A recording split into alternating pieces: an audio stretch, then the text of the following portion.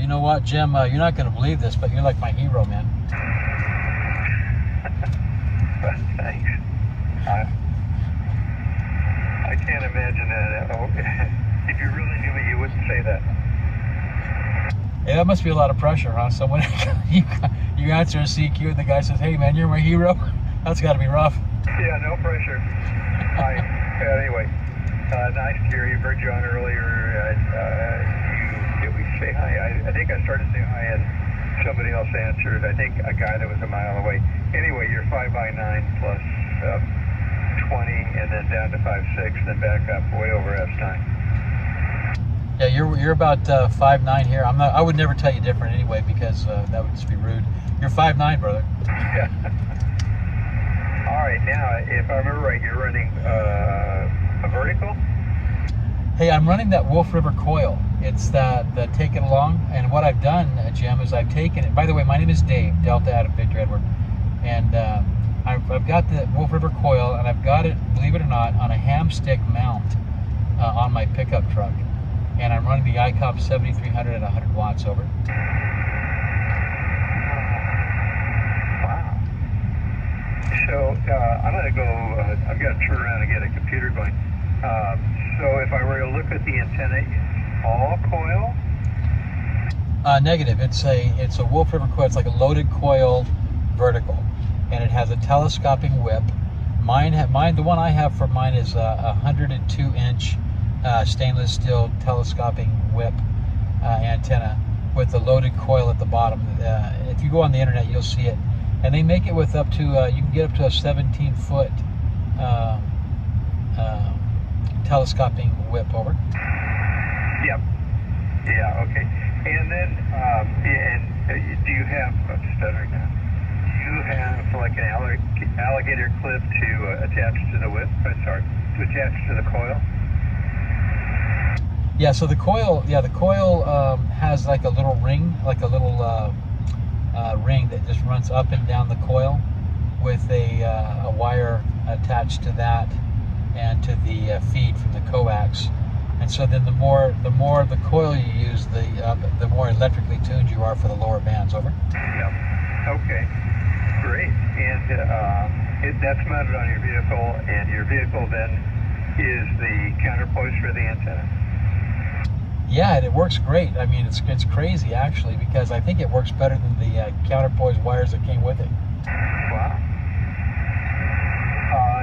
When you used the counterpoise wires that came with it, did you elevate those wires, or were they laying on the ground?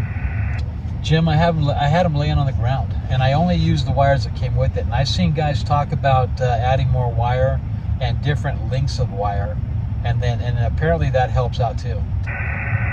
It would, for example, well, one of the big things you could do would be to elevate sorry, I'm having trouble doing stuff.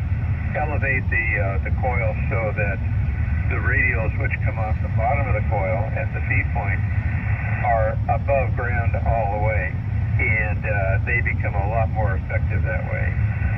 So that's something to think about, over. Yeah, I would. I'd like to do that. I think maybe they're like 33 feet long. So maybe, do you think I'd have to get the coil maybe up a little bit higher, and then stretch them out to some anchor points, like some tent stakes? Yeah, or have something like PVC pipe you can jam into the ground with a slot in it. You can lay the radials in that, or some kind of thing. The radials being 30 feet are good for 40. Let's see, they might be okay for 20. The 0 for 10.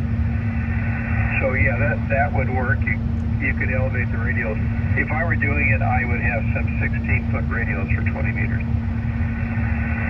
Roger, roger. Hey, would you put the, so it comes with three 33-foot radials. Would you put the radials for like 16-foot radials, would you put those on there along with the 33-foot? Yeah, I would. Okay, yeah, I thought maybe that was okay to do, I just wasn't sure. And now that I've got you on the phone. Well, yeah, and you can if you want. I'll give you the phone number. And then for 15, let's see, quarter wave length on 15. is 11 feet or so. So you would then want to stretch out some for 15. If that was a permanent installation, that would be worth the effort. With your portable thing, probably not. Yeah, Roger.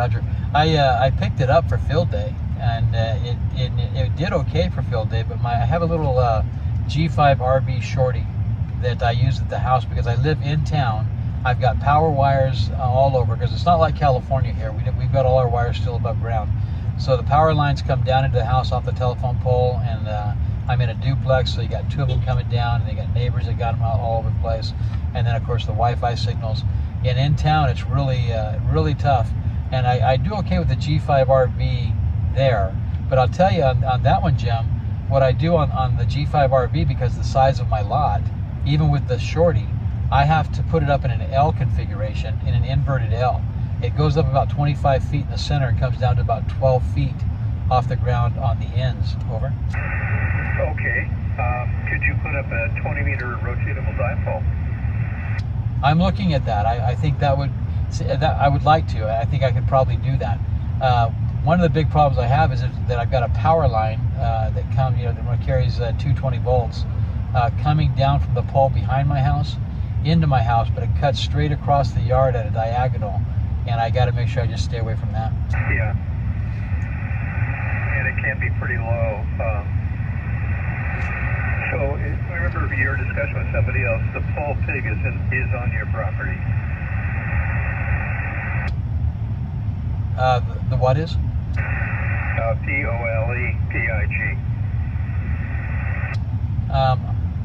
What is a pole pig? Oh, okay. Pole pig is the transformer, and sometimes if you stand back, it sort of looks like a pig hanging on the pole. So it's the transformer that's in a can of oil.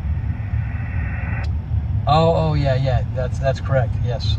Yeah. And the voltage coming down is probably not 220. It is very likely 240 or slightly greater than that.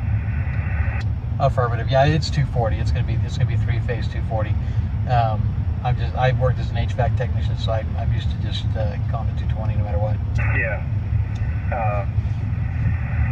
So the cuts across the backyard, right to where the antenna would be rotating or where it would stand. Is that right? No, I could move it. I could move the antenna all the way out to the back side of the lot, opposite of where the feed for the power comes down from the pole from. So the opposite corner of that, in the back part of the lot, I could put it up there, and that's where I put my. If you go to my QRZ page, there's a picture of that painter's pole that goes up. On that, what I did is I had a 20 meter and a 40 meter wire, speaker wire, that I built with a balun that I assembled, and 1-to-1, and that worked pretty good actually. The 40 meter, I coiled it around the pole till I got about a third of the way up, and then I came off and went up and finished it at the top. Over. Yep, that'll work. When I put up a dipole here when we first moved in, I had it right above the roof line, so it right above the overhang really. So probably 12 feet, 15 feet tall. It didn't work with beams, and it was like listening with a dummy load. There were very few signals. I did work some Europeans, but it was that was a rarity. So getting it above the roof of the house and away from all those devices that make noise can really pay big dividends. Do you own both halves? Negative. I rent, so I'm renting, but they're really good landlords. I mean, it's good. I love Idaho. It's a great place to live, but so far no complaints. Okay. So I'm thinking about doing the. Have you seen the hamstick dipole or that they do? Yeah, in fact, I sold those for a while online. What do you think about those, Jim? They worked good. I was shocked. Dumb antenna, dumb design, intentionally low Q. So the SWR looks good. Built-in losses so you don't have to match the darn thing. But you know what? I worked all kinds of stuff with it, and I compared it to a regular dipole, and it was weaker. but it worked okay, and so each half is about 8 feet long, and there's a roughly 4-foot width and a 4-foot fiberglass section, and it worked good. Yeah, I'm going to give that a try. That was my idea, to go to that corner and go up and put up a dipole up there. And, you know, it'll be kind of directional. I'll have to go out there and turn it, you know, but I don't mind doing that. Yeah. When it's in the direction that you want to talk most of the time. Did you know there is a bracket to make that thing into a dipole? Yeah, I saw that. It's like it's got the kind of like the feet I'm using on my truck, and it just goes both ways, right? Yep. Expression for an antenna, but it does go both ways, and I'm using one right now next to me. I built a dipole for YouTube video out of one of those mounts, and then I come out of the bracket, which is mounted sideways and upside down, into 2 rods that are threaded with couplings, then a double female, and then a telescopic whip. I haven't yet quite gotten it down to 6 meters, so it'll run from fully collapsed. It's about the right length for 2 meters.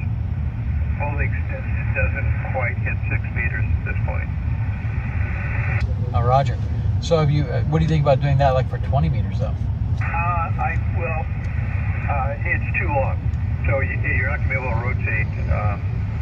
Unless you happen to have some tubing, likely it's going to be difficult to rotate something that is 33 feet across. It will work. I did that too. You just have to get it away from the house because of all the noises that the unintentional interference devices that will just drive you nuts over. Yeah, Roger that. Well, that G5 RV seems to work okay in that inverted position. I got one leg that goes north-south and one leg that goes east-west. I get really good reports off of it, which I'm just shocked by. Yeah, I am too, but you know, one band that thing is going to work on, I think I hear somebody breaking. If there's one band that antenna will work on, it's 20 meters. Yeah, it does really good on 20, and it doesn't do too bad on 40 at night, you know. Yeah, and as conditions get better, you're going to find more and more DX, longer openings, stronger signals. I would go for the hand stick dipole. You know, you don't have to buy a hand stick, but forget what brand I had. Can't think of it at the moment. But go ahead and get the 15 meter and the 10 meter. And if you have a long feed line, use something that's larger than 8x, because that tends to be pretty lossy. But I would build a couple of those and have them ready to go. Also, if you need some, I have some quick disconnects that are not real quick. They're a it's a large diameter threaded device. It's plated, I think it's plated brass. And 2 of those, you need more than 2. Each set of antennas would need 1. But that's one way to couple the antenna to the mount. And what else did you need to do? Just get it up and out of the way, and be careful of that 240 volt line. Yeah, Roger that. Hey, Jim, did you go to my QRZ page? No, I haven't yet. Should I do that now? No, it's okay. I just wanted you to know I'm gonna put this up on YouTube, buddy. Oh, are you recording this? Yeah, I do. That's what I do. That not when I'm portable. Usually when I'm at home, what I do is I record contacts and then I put them up on YouTube on my channel there, so guys can hear how they sound on this end. Oh, how neat! That is great. I wanted to do some live streaming and recorded. Announce that I'm going to go on the air, tell what frequency, and then call CQ and see if somebody answers, and go from there. My voice is kind of lousy today. I've been ill. I was in the ER a couple of days ago. Boy, was that an experience. Whatever you do, don't go to the emergency. Oh, Roger. I don't go. I will not go to the doctor at all, unless it's on my terms for what I want to do. Hey, are you okay? I understand. Are you available if I have some questions? Yeah, of course. Absolutely, man. Yep. I may have some questions about how you do that. It's sort of a mystery. I think I can take it into OBS and then stream from there, but beyond that, I simply don't know. Yeah, that's what I do, Jim. I use the OBS software, and I use some feeds from the computer and a video feed, and it works pretty good. Today I'm portable, so I don't even have my computer with me, and I was just thought, well, I'm portable. I want to make a little YouTube video and of being portable. And you were the first guy who answered. I've had 26 contacts today. You're the first one I've recorded. I'm honored. Well, thank you. I'll be happy to hear it.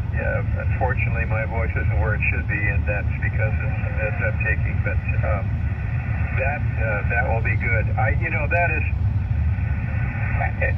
And let me point out why. That is such a good thing, and here's why.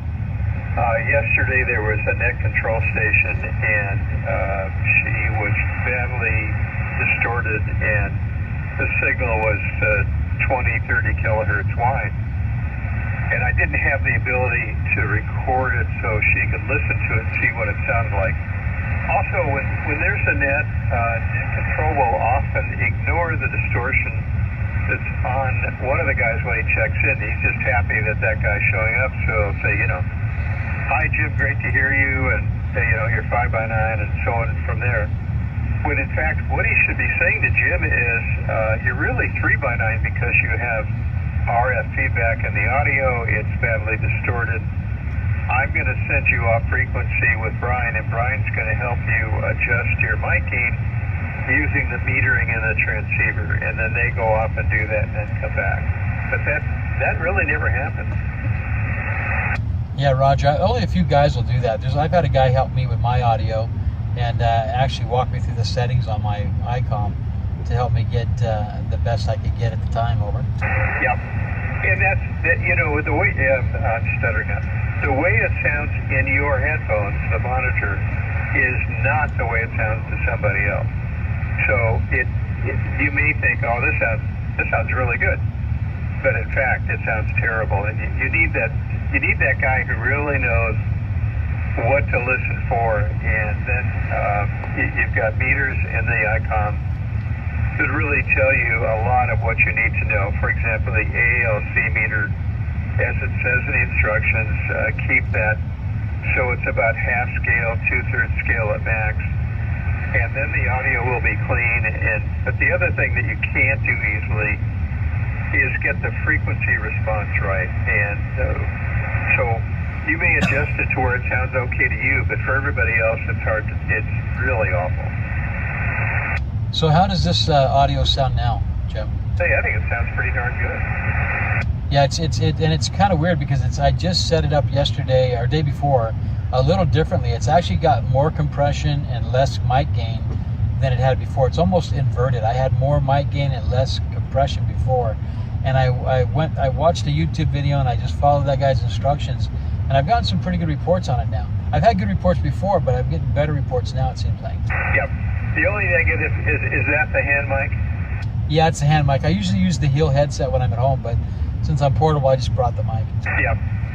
There's some popping and wind across the microphone, but there's not much you can do about that unless you want to stick a big sock over it or something. But just when you look at the ALC meter, keep it at about half of the ALC scale.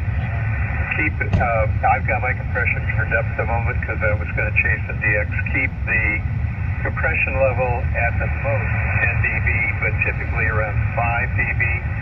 And almost every time it will sound great that way. Well, you sound fantastic, and I knew it was you as soon as I heard your voice. It was just crazy. I've listened to so many. I've watched so many of your YouTubes, bro. Yeah, the check is in the mail. Awesome. Yeah. All right. Well, great to talk to you. It's been fun, and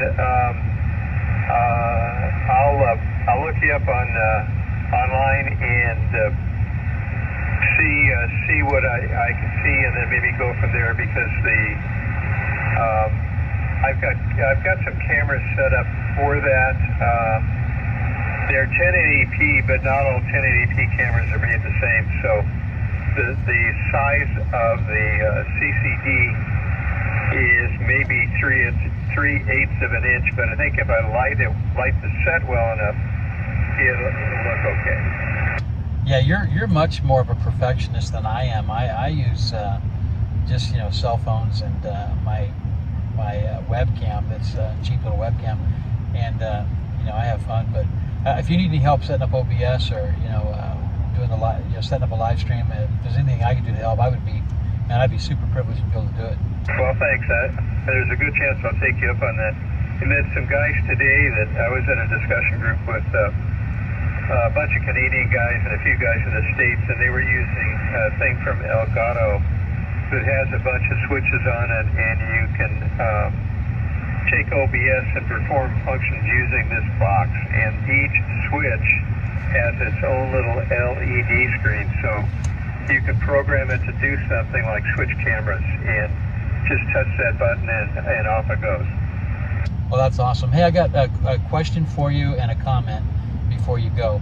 The comment is, I would really love to see you do some live stream YouTube. I think you'd have a great station, being able to talk to people all over. And then that's the comment. Now the question is, why did you leave Wolf Mountain? What happened there?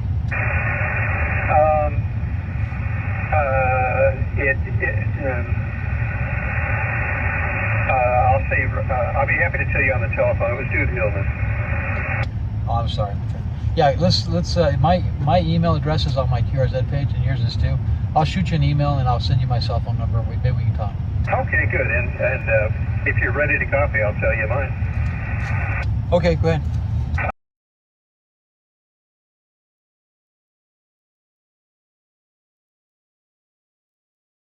Roger. Go ahead. I'll give you mine if you're ready to write it down. Hank, no. Go ahead and give me a call, and we'll chat. Okay, or I'll send you a text so you have it. Okay, thanks. 73, Jim. Thanks for making my day, man. Hey, that's okay. I've enjoyed it. It's been fun, and your audio is really good. Thank you, my friend. Really appreciate you. Bye-bye. See you later. Wow. Come on, man. I mean, that guy right there, I've been watching his videos and checking his stuff out for before I even got my general license, man. And love that guy. Love that guy. And the only video I was going to make today is this video right here. And just to prove that I was actually out portable. And who's the first guy that answers the CQ when I start recording? Wow. W6Lg Jim. Wow. I'm pretty stoked right now. Thank you, Jim. Appreciate you, buddy. You're amazing. Anything I can do to help you, I would be all over doing that. All right, man. Great.